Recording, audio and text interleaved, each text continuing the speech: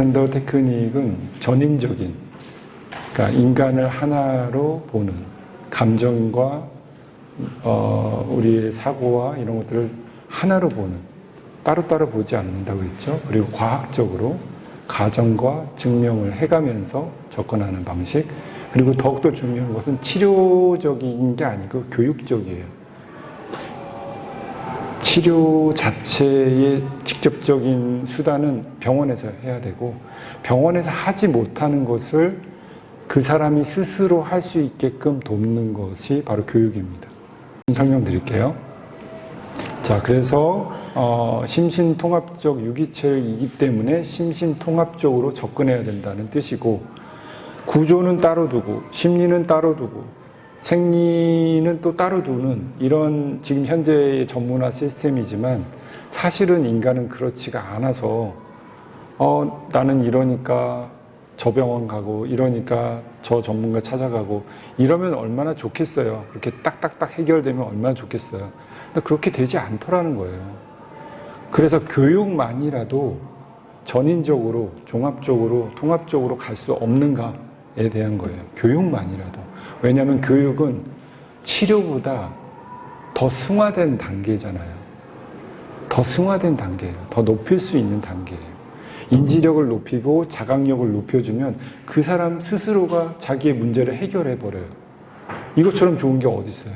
자기의 고민을, 자기의 문제를, 자기의 통증을 자기가 해결할 수 있는 선까지 해결하고 자기가 선택해서 좋은 방식의 도움을 받는 거죠. 많은 전문가들은 있으니까. 근데 그거를 선택 못 해요. 이 정보의 홍수 상태에서도 선택을 못 해요. 어떤 분들은 하지 않아요. 그냥 방치해요. 그냥 방치해요. AT 교육의 특성부터 알아보죠. 자, 외부로부터의 타력을 최소화하고 내부로부터의 자력을 최대화한다. 대부분의 치료나 자각 없는 훈습이 아닌 다양하게 경험의 기회를 갖고 자기의 진정한 경험의 주체로 성숙시킬 수 있도록 한다.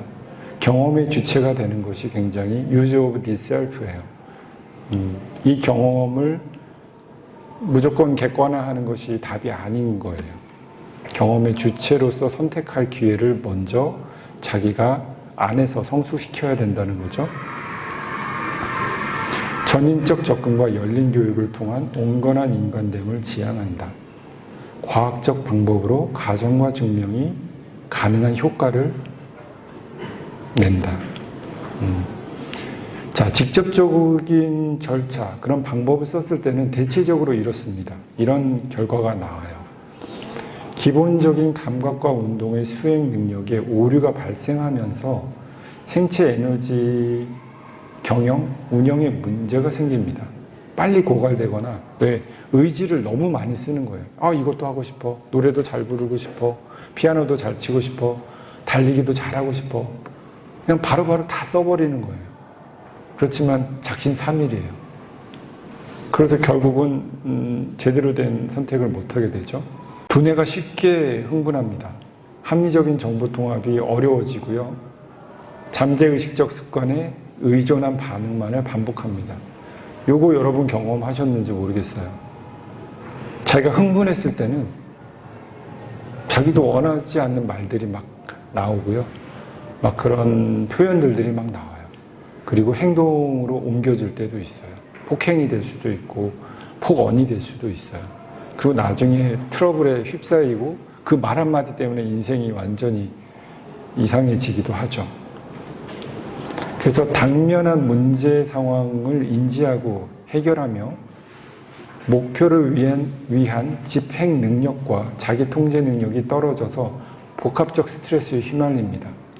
자기가 어떤 목표를 정했으면 그 목표를 계속해서 단계적으로 해나갈 수 있는 집행 능력이 떨어진다는 거예요. 바로 해봐서 안 됐어, 실망하고 바로바로 그렇게 감정적으로 변해버리는 거예요. 나는 안 되나 봐, 나는 할 수 없는 사람이야, 나는 무능해, 이렇게 돼버린다는 거예요. 즉 전체를 보고 내가 이 목표를 달성하기 위해서 어떠한 과정을 합리적으로 가야 되는지, 이걸 가르치는 게 알렉산더 테크닉이에요. 목적의식 가지면 안 돼, 이런 도덕적 차원이 아닙니다, 여러분. 잘못 이해하시면 그 말 때문에 목적의식을 갖지 말고 무슨 현재에만 살아야 되나 보다 뭐 이렇게 생각하시는데 그렇지 않습니다. 목적을 더 잘 성취하기 위해서 목적에 집착하고 있는 마음을 내려놔야 된다는 거죠. 그 결과를 너무 서둘러서 기대해서 과욕을 부리지 말라는 뜻이죠. 과도한 잡념과 걱정으로 정서적 불안이 오래 지속되면 심신이 분열되어 왜곡된 자의식과 사회적 갈등으로 안정감을 잃고 부정적인 삶의 태도와 방식을 갖게 된다. 자, 이제 간접적 절차로서 AT라는 교육은 원리를 가지고 있고 어떤 자극에 대한 잠재의식적 반응은 언제나 즉각적이고 직접적으로 발현되더라. 원치 않는 습관화된 행동 반응을 멈출 수 있도록 하자. 그러기 위해서 그 반응을 한 번 이상 보류해야 한다는 거예요. 이게 중요합니다. 이게 이니비션이에요. 한 번만 보류할 수 있는 능력이 있는 사람은요, 두 번, 세 번도 다 할 수 있어요. 근데 한 번이 안 되기 때문에 우리의 지금 사회적 문제가 일어나고 개인의 문제가 일어나고 있는 거예요. 한 번만 내가 자제할 수 있는 능력만 기를 수 있다라면 그것을 또 어려서부터 좀 길러질 수만 있다면 너무나도 훌륭하고 바람직합니다. 그래서 1차적 충동과 결과를 관찰하고 자각할 수 있는 기회를 갖는 거 너무 중요합니다. 인간의 행동을 수정하는 것, 이게 이제 알렉산더 테크닉의 어떤 목적이죠. 이것을 수정하기 위해서 잘못된 직접적 과정을 보류시키고 보다 나은 과정으로 안내하도록 자제하는 일련의 과정들입니다. 이것을 간접적 절차라고 하고요. 그 교육 방식은 매우 중요한 게 있는데 교사보다 학생이 스스로 관찰이 더 중요합니다. 내가 보기에 너는 이렇지 저렇지 저렇지 그러니까 이렇게 해 저렇게 저렇게 하면 되게 빨리 결과에 갈 수 있을 것 같잖아요. 그렇지 않더라는 거예요. 이 사람이 학생이 스스로가 자기의 상태를 잘 알지 교사가 알 수 없어요. 심리상담사가 의사가 알 수 없어요. 그 사람은 그 사람이 알아요. 그리고 말도 때때로는 거짓말로 막 할 때 많아요. 모면하기 위해서 대충대충 꾸며댈 때도 많고 환상적으로 얘기할 때도 많아요. 그래서 그런 거를 완전히 100% 걸러낼 수가 없다는 거예요. 그래서 항상 간접적이다. 뭐냐? 학생이 먼저 자각하면 그 자각한 내용을 가지고서 공부를 한다는 거죠. 그래야지 의존하지 않게 되고. 이게 간접적이라는 뜻이에요. 교사가 직접 가르치는 게 아니라 학생이 자각할 때까지 계속해서 기회를 계속 제공하는 거예요. 이런 경험을 해봐, 저런 경험을 해봐, 이렇게 하면서. 그러면 언젠가, 내가 뭘 잘못했구나. 이건가요? 하면서 의문을 던지게 돼 있어요. 이게 지금 우리 현 교육에 없는 방식이라는 거예요. 뭐 자기주도 학습 이렇게 해서 하고는 있지만 제가 보기에는 아직 멀었어요. 교사는 학생이 감각 운동과 의식을 간접적으로만 도와주고 그리고 그렇게 하기 위해서 말이 아니라 손의 안내를 먼저 해요. 몸이 먼저 받아들이게 하지 머릿속에서 생각으로 먼저 모르겠어요, 알겠어요 이게 아니에요. 몸으로 먼저 체험하고 나면 그거니까 이런 경험이고 이런 느낌이고 이런 거니까 이런 거군요. 이렇게 가고 나서 이야기를 해야 되지 경험은 없는데 답답하게 서로 그냥 계속 쌍방간에 답답한 거죠. 내가 원한 건 이건데 너는 이렇게 받아들이고 서로 앙당하다 끝나는 거죠. 그래서 간접적 교육 방식이라는 거. 또 올바른 자세를 직접 컨트롤하려는 정신적 긴장도를 낮추는 게 굉장히 중요해요. 여기 오신 오늘 분들에게 꼭 말씀드리고 싶은 거예요.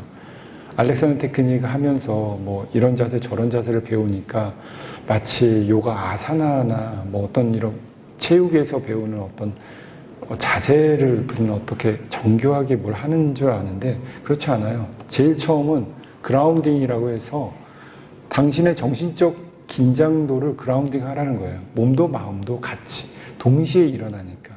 그리고 동시에 할수록 좋으니까. 그걸 먼저 내려놔요. 바르게 하려는 하는 마음 내려놔. 잘하려고 하는 마음 내려놔. 완벽하려는 거 또 내려놔. 이런 거 내려놓고 숨을 쉬면서 중추 조절을 회복하면서 자연스럽게 자기에게 잘 맞는 자세로 변화하는 거. 그래서 습관의 반응이 수정되면 근육의 긴장도가 바뀌고 내적 충동이 조율되면 편안한 호흡과 그라운딩에 기초하여 개인에게 가장 적합한 구조 기능적 변화가 드러난다. 말은 좀 어렵지만 이해하시리라 생각합니다. 자, 마지막. 부분보다 전체적 연결과 통합성을 찾아 나간다. 이게 중요한 간접적인 방식이에요. 여기가 아프다고 해서, 손목이 아프다고 해서 병원에서 하듯이 손목 관절이 어떻고 여기 신경이 어떻고 혈관이 어떻고 이걸 요 부위를 집약해서 보는 게 아니에요. 여기를 하더라도 결국 전체적인 그라운딩과 중추 조절과 호흡과 그리고 전체적인 협응이 어떻게 되는가, 몸과 마음의 관계까지 보는 게 중요하다는 거예요. 자, 이 동영상 한번 볼게요. 알렉산더 테크닉을 가르치는 현장의 모습입니다. 좌우를 비교해 보시고,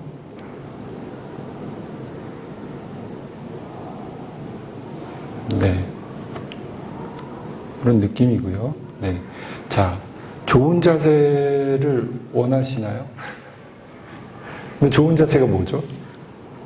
뭐를 좋은 자세라고 말하죠? 여기 귀에서부터 이렇게 어깨로 떨어지고 고관절로 떨어지는 그런 건가요? 아니면 좌우 어깨가 똑바른 건가요? 눈높이가 똑바라야 되고, 그런 건 로봇에게나 있을 수 있어요. 물론 그것이 틀리다는 뜻이 아니고요. 실제로는 그렇지 않아요. 우리 인간은 비대칭적이고요. 그리고 균형이라고 하는 개념도 인간이 만들어 온 개념이지 자연에는 균형이라는 개념이 없어요. 조화라는 개념이 있죠. 그래서 좋은 자세, 조화로운 자세, 조화로운 자기 표현, 자기의 동작, 움직임, 자연스러움 이런 것을 표현한다면, 그런 개념이라면 직접적으로 올바르게 자세를 만들려는 1차적 충동과 잘못 인식된 방법을 내려놓는다. 그라운딩. 잠시 멈추어 디렉션을 몸에 들려주면 자연스럽게 몸이 디렉션을 허용한다. 요게 이제 약간의 훈련 여정이 좀 필요해요. 교사의 도움도 필요하고요. 그렇게 해서 중추 조절과 함께 자세는 무리 없이 간접적으로 변화된다.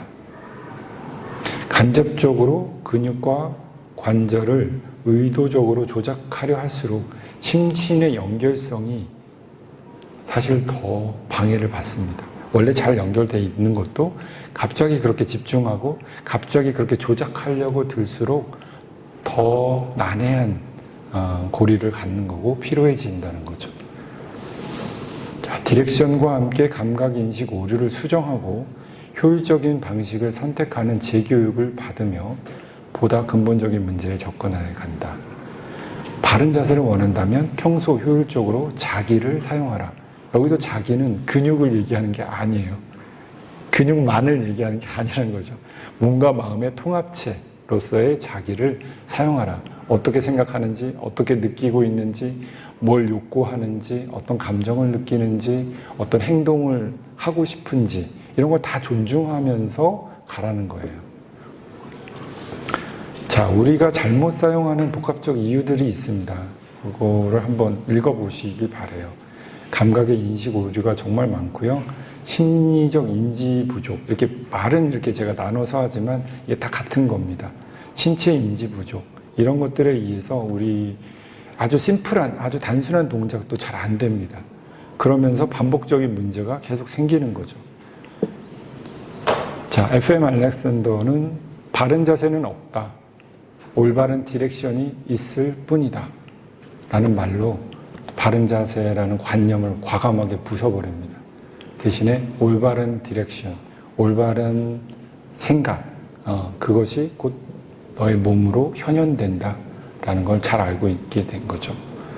자, 이 효과는 사실은 뭐 굉장히 많은 시간이 필요한 부분인데 간단하게 정리하자면은 에너지의 효율성, 그리고 습관의 교정, 정서적 안정, 자율과 컨트롤, 의식 확장, 통증 해소, 이렇게 6개 정도로 제가 정리해 봤습니다.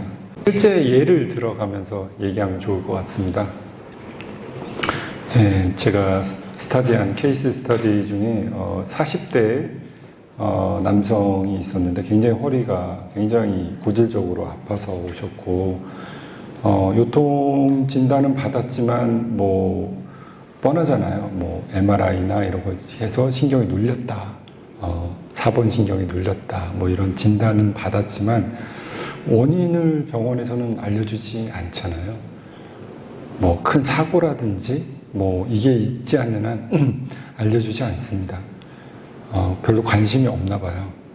한 6개월 정도 이렇게 고생을 하면서 병원을 다니셨어요. 많은 치료를 받았고, 그렇지만은 한 뭐 효과라는 거는 통증 케어 수준이다 보니까 하루나 3일 정도? 어떻게 하다가 이제 알렉산더 테크닉을 이제 알게 되셔서 오셔서 제가 제일 먼저 가르친 것은 의자에 어떻게 앉으세요? 이죠. 또 어떻게 일어나세요? 어떻게 앉아서 오래 일을 하시는지 그 모습을 해보라고 했고, 하여튼 이제 컴퓨터를 많이 다루시더라고요. 키보드와 마우스를 다루는 모습, 이런 걸 관찰하고 스스로도 관찰하게 하면서 제가 알려준 것은 뭐를 자제해야 되는지, 언제 멈추어야 하는지, 그런 거 정도 알려주고, 긴장 해소하는 그런 요령 같은 거, 참고적인 거 몇 개 알려드렸어요. 그렇게 하면서 간단한 물리치료 정도 받으시고 1개월 후에는 완치되셔서 오히려 더 예전보다는 의자를 더 잘 사용하는 상태가 되신 거죠. 자,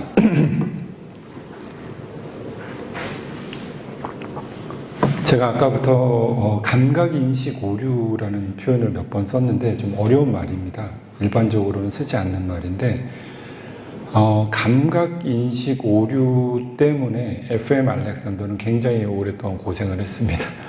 즉 내가 옳다라고 생각한 그 포지션이 거울을 보니까 아닌 거예요.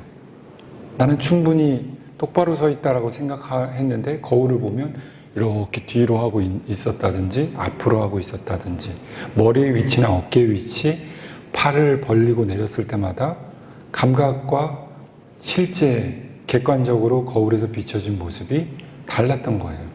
왜 이러지? 어떻게 내가 감각적으로 느낀 거가 틀릴 수 있지? 엄청난 충격에 빠질 수 있는 거예요. 이 말은 뭐냐면 내가 나라고 생각한 존재에서 일어나는 모든 게 상당히 잘못된 인식으로 빠지게 되더라는 거죠. 때때로는 환상, 완전히 그렇지 않은데 그렇다라고 믿게 되고 그렇게 느끼게 되는 거예요. 이것을 감각인식 오류라고 표현을 했고, 이것을 제가 수정한 제 케이스인데요. 이렇게 서 있는 분을 이제 핸즈온을 통해서 한 5분, 10분이면 바로 이렇게 바뀌고요. 이분이 한 3주 후에 와도 이대로 유지가 돼요. 즉 뭐냐면은 신경계에서 내 자세를 컨트롤하기 위해 사용한 모든 근육들, 여기 가자미근, 아킬레스건부터 시작해서 복부 근육, 이 코어 머슬들과 미세한 자세 근육들을 일일이 사실은 다 릴리즈하고 다 뭐 어떤 근방추를 조절하고 이렇게 못해요. 그건 어떤 전문가도 못합니다. 그게 아니라 제가 이분한테 알려드린 것은 발바닥과 머리의 위치를 재설정해 주는 걸 한 거예요. 그러면 우리 몸은 아주 심하게 망가진 사람이 아닌 이상 이게 아니고 이거였구나 라는 것을 재인식 받는 거예요. 새롭게 설정값이 나오는 거예요. 평형 감각에 대한 부분이 있기 때문에 머리의 위치나 각도나 이런 거를 스스로 인지할 수 있는 차원까지 한 10분 정도 이렇게 몇 번 반복을 해줘요. 구부렸다 폈다 몇 번 해주면은 우리의 그 뇌기관에 있는 그 전정기관들이 이 값을 다시 맞춰요. 근데 일반적인 방법으로는 이게 안 돼요. 알렉산더 테크닉에서 어디서부터 어떻게 하고 어디서부터 어떻게 하고 이 방법들이 있는 거예요. 그렇게 했을 때 전체적으로 이게 들어가는 거예요. 한 군데만 이렇게 하는 게 아니라 딱딱딱딱 이렇게. 핵심을 말씀드리자면 이 우리의 트렁크라고 하죠. 몸통. 이 몸통으로 향하는 모든 긴장들이 프라이멀 컨트롤을 방해해요. 즉 척추를 짧고 좁게 만드는 그 작용에 의해서 평형감각 시스템이 엄청나게 스트레스를 받는 거예요. 호흡이 안 되게 되고 어떤 플렉서비티, 그 유연성 자체가 안 나오는 거예요. 그러니까 그거 몇 군데만 이렇게 조절을 해줘도 아주 빠르게 감각인식 오류가 수정이 되고 그게 계속 유지가 된다는 거예요. 물론 본인 스스로 이렇게 서보는 연습들을 하셨겠죠. 방법을 알려드렸고 그런 것을 재교육이라고 합니다. 즉 감각인식 오류를 수정하고 이렇게 서는 거야, 이렇게 걷는 거야. 내가 잘 알고 익숙한 것을 다시 배우는 과정. 이것을 재교육이라고 하죠.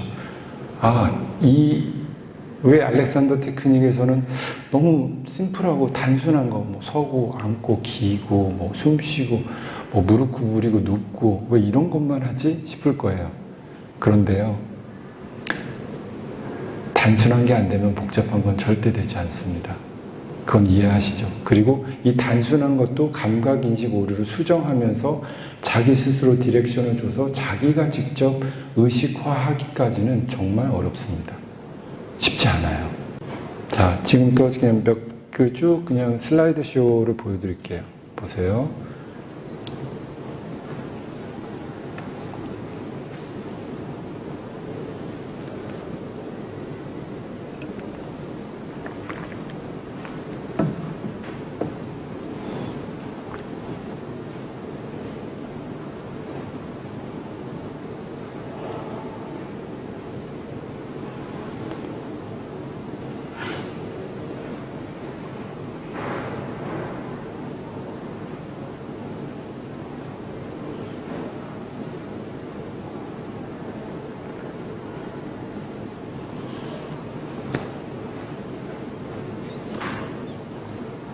짧은 시간이기 때문에 이렇게 좀 쭉 보여드렸고요.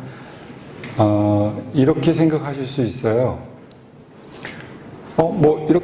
이렇게 된 사람 이렇게 피게 하면 되는 거 아니야? 이렇게 생각한다는 거예요.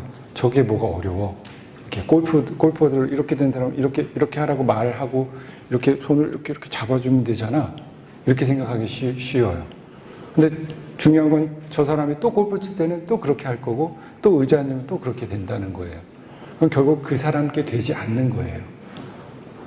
직접적인 방식은 언제나 이런 악성고리를 가져요. 그래서 이 실행 방법로는 탈학습적인 것, 기존에 있는 것을 제어하는 것에 초점을 두는 거예요.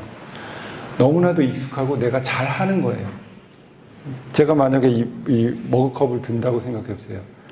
제가 이거 못하는 사람이 어디 있어요, 선생님? 이렇게 하면 되죠. 이렇게 밥 못 먹는 사람이 어디 있어요?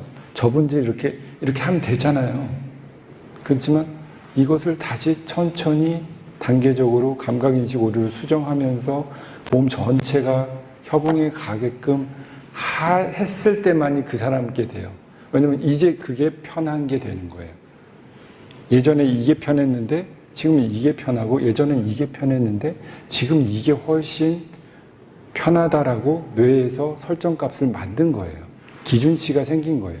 왜냐하면 우리 몸은 언제나 편한 것을 선호해요. 불편한 것, 고통스러운 걸 선호하지 않아요. 그래서 보다 나은 것이 학습되는 순간 그것을 계속해서 설정해서 제어하려고 듭니다. 그래서 실행 방법론은 간단하게 관자, 포디노. 먼저 관찰하고, 그 다음에 뭐가 잘못됐는지 자각하고, 잠시 멈춰서 디렉션을 주고, 그 다음에 그 디렉션대로 안 되려고 할 때, 그 반응이 나타날 때, no. 라고 말하면 돼요. 여러분 혹시 집에서 강아지 훈련해 보셨죠? 사람도 똑같습니다. 파블로브의 개처럼 조건 반사가 일어나요. 우리도 동물이기 때문에 no라고 했을 때 그게 아닌 거구나 라고 인식을 계속 받아야 돼요. 가장 짧고 강렬하게 해주기 위해서. 자기 습관이 또 나오려고 할 때 no라고 말할 수 있는 거. 그리고 거기에 적합한 안내, 의식적 안내. 그게 계속 훈련이 되어야 되는 거예요. 대신에 억지로가 아니라 자발적이어야 돼요. 이게 간접적 접근에서 굉장히 시간을 많이 갖는 거예요. 시간을 많이 갖더라도 제대로 되는 게 차라리 낫다는 거예요. 조금씩, do less, 조금씩. 그래서 일상의 사용, 우리 알렉산더 테크닉에서 중요시 여기고요. 여러 가지를 합니다. 배워보신 분들도 있을 거예요. 이런 거. 기본적인 일상생활에서 이렇게 탈학습 시켜야 될 부분들을 합니다. 기본적인 동작들을 통해서 이 원리를 깨달아가는 거예요. 아, 이때 멈추고, 이때 디렉션을 주고, 내가 이때 긴장을 하는구나, 이때 호흡을 멈추는구나, 이때 어떤 생각에 빠지는구나, 이런 거를 계속해서 알아차리는 일종의 의식 훈련이지 동작 훈련이 아니에요. 의식 훈련이에요. 동작 몇 번 반복하면 이게 틀리고 이게 맞네요. 이렇게 반복하는 거는 아니라는 거예요. 특히 의자 같은 경우, 여러분 지금 앉아 계시지만 의자는 자연의 산물이 아니죠. 문명의 산물이에요. 다리 편하고 허리 편하기 위해서 만들고 이용하고 있는 거지만 어마어마한 스토리가 있습니다. 알렉산더 테크닉 TV에 보면 제가 의자의 중요성에 대한 강의를 했으니까요. 한번 참고해 보시고, 이 지금 화면에서 보이시는 거는 의자에 앉고 일어나는 부분이 의자에 앉은 다음에 바른 자세로 하려고 하는 게 가장 안 좋은 습관이에요. 여러분, 그 바른 자세에 대한 교육을 누군가로부터 중고등학교 때라든지 이럴 때 받았다면 허리를 무조건 세워요. 이렇게. 라이팅. 이렇게 하려고 해요. 또 엄마가 또는 아버지가 야, 자세 바르게 해. 이렇게 일시적으로 해요. 그게 굉장히 안 좋은 리플렉스예요. 아주 안 좋아요. 특히 어려서 이게 훈련이 많이 돼요. 아이들이 이렇게 부정하게 책 보고 있으면 야, 똑바로 해. 허리 펴. 이런 말 하잖아요. 가장 안 좋은 교육이에요. 왠지 아세요? 이게 자기 기만의 시작이에요. 엄마가 설거지하고 이렇게 뒤돌아서 다시 이렇게 했다가 엄마가 막 이렇게 한다. 속이는 거예요. 트릭을 쓰게 만드는 거예요. 엄마가 잘못 가르친 거예요. 그렇게 하지 않고 이렇게 해야 돼. 이렇게 가르쳐 주지 않고 야! 펴! 굉장히 안 좋은 그 리플렉스를 일으키는 거예요. 그래서 가슴을 쳐들고 목을 들고 흥분하게 만드는 상태. 그래서 의자의 사용은 왜 중요하냐면 의자에 앉은 다음에, 즉 엉덩이가 의자에 앉은 다음에 그러한 중력 구조 상태에서 허리를 피는 거는 굉장히 비협응적인 반응이에요. 앉는 과정, 그리고 일어나는 과정에서 모든 그 자세를 컨트롤하는 근육들은 다 준비가 되고요. 그랬을 때만이 중추 조절이 유지된 상태에서 의자에서 편안하게 일을 할 수가 있는 상태가 돼요. 짧더라도. 그래서 의자에서는 사실은 30-40분 내에는 반드시 일어나도록 하는 게 중요합니다. 요 슬라이드 보겠습니다.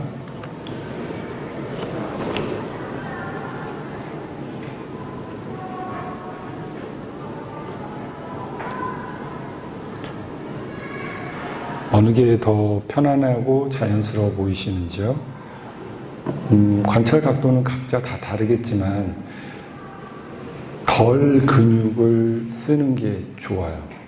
필요한 만큼만 써야지 그 이상을 쓸 필요가 없다는 거죠.